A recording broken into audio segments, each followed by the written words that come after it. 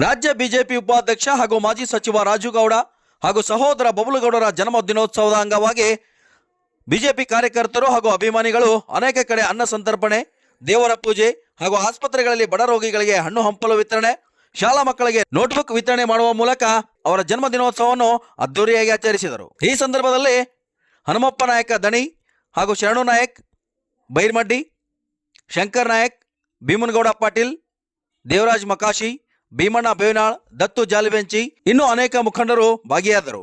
ಮತ್ತು ಸಾಯಂಕಾಲ ಸುರಪುರ ಬಿಜೆಪಿ ಕಾರ್ಯಾಲಯದಲ್ಲಿ ಅನೇಕ ಕಾರ್ಯಕರ್ತರು, ಅಭಿಮಾನಿಗಳು ಭಾಗಿಯಾಗಿ ವಿಜೃಂಭಣೆಯಿಂದ ಜನ್ಮೋತ್ಸವವನ್ನು ಆಚರಣೆ ಮಾಡಿದರು. ರಾಜು ಗೌಡರ ಸಂಪಾದನೆ ಏನು ಅಂತ ಈ ಕಾರ್ಯಕ್ರಮದಲ್ಲಿ ಸಾವಿರಾರು ಜನ ಹಬ್ಬದ ರೀತಿಯಲ್ಲಿ ಸೇರಿದ ಜನನೇ ಸಾಕ್ಷಿ ಅಂತ ತುಂಬಾ ಖುಷಿಪಟ್ಟರು. Vajraksha news report, Chandru Gonal, Surpur.